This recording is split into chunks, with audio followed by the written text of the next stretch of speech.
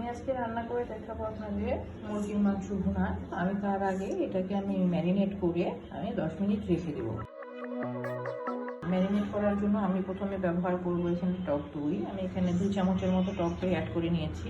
সাথে অ্যাড করব হাফ চা চামচের মতো আদা বাটা, হাফ চা চামচ রসুন বাটা আর হাফ চা চামচ পেঁয়াজ বাটা।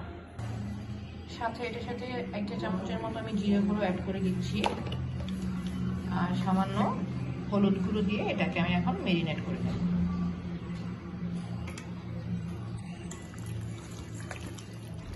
এটাকে ভালো করে পরিমাণ মতো লবণ আমি অ্যাড করে দিয়ে এটাকে আমি ম্যারিনেট করে 10 মিনিটের জন্য রেখে দিব।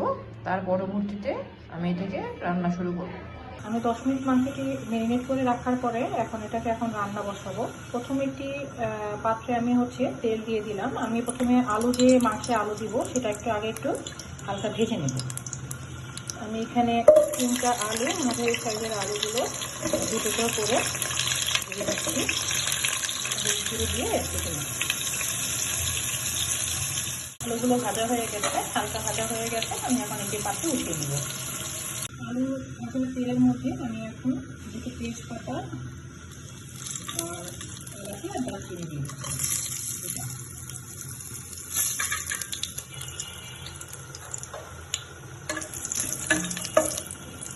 এর মধ্যে দিয়ে দিচ্ছি পেঁয়াজ কুচি।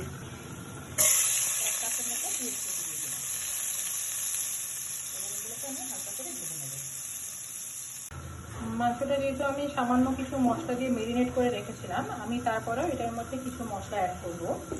আমি প্রথমে দিয়ে দিব 1 চা চামচ, 1.5 চা চামচ রসুন। যেহেতু আমি পেঁয়াজ কুচিও অ্যাড করেছি এটার সাথে, আমি এখানে পেঁয়াজ বাটাটা কম দিব। 1 চা চামচ পেঁয়াজ বাটা,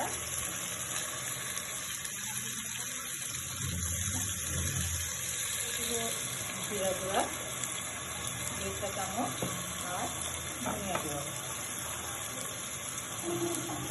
সামান্য পানি অ্যাড করে দিচ্ছি। সামান্য পানি অ্যাড করে দিয়ে আমি মশলাটি কষাবো। এর মধ্যে অ্যাড করলাম হলুদ গুঁড়ো আর শুকনো মরিচের গুঁড়ো 2 চা চামচের মতো অ্যাড করে দিচ্ছি। এটাকে ভালো করে কষিয়ে নেব।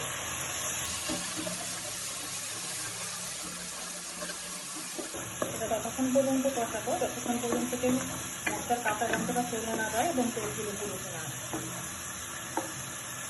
মশলাটা কষানো হয়ে গেছে। ম্যারিনেট করা মাংসগুলো আমি এখন দিয়ে দিব। যেহেতু ম্যারিনেট করার সময় আমি লবণ অ্যাড করেছিলাম, তো আমি আলাদা করে এখন আর লবণ অ্যাড করছি না। আমি আলুটা যখন ভেজেছি তখন আমি লবণটা দিয়ে দিই। যদি প্রয়োজন হয় পরে আমি লবণ অ্যাড করে নেব। আগে এখন মাংসটা আমি যে মশলাটা কষিয়েছি সেটার মধ্যে মাংসটা ভালো করে দিচ্ছি।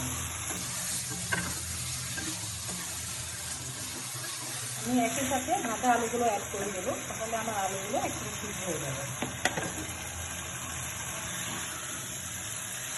এটা আমি ভালো করে কষাবো। এটা কষানোর পরে এটাকে আমি ঢেকে দিব সামান্য একটু পানি দিয়ে, কারণ মাংস থেকে অলরেডি পানি বের হবে, সেটি পানি দিয়ে মাংসটা সিদ্ধ হয়ে যাবে।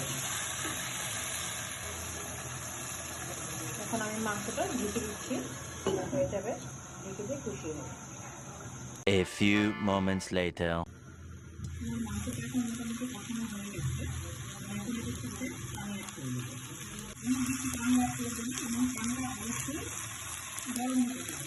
ঠান্ডা পানি অ্যাড করে দেবেন। ঠান্ডা পানি অ্যাড করে এটা স্বাদটা পরিবর্তন হবে। করতে পারে কিন্তু সব থেকে দেখতে হবে।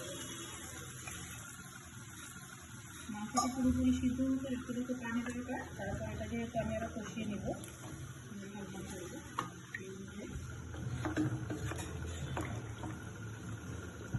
তারপর এটাকে আমি আবার ঢেকে জাল করব।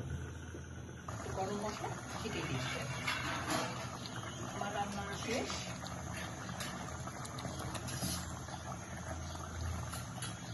মাংস রান্না শেষ। এটি এখন পরিবেশনের জন্য রেডি। আপনাদের যদি ভালো লেগে থাকে তাহলে লাইক, কমেন্ট করবেন, শেয়ার করবেন, সাবস্ক্রাইব করবেন। ধন্যবাদ।